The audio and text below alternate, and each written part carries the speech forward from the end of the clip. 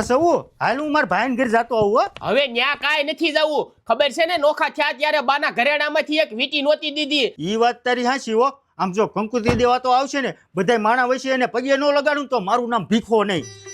આલ્યો કાકા મારા લગ્નની કંકોત્રી.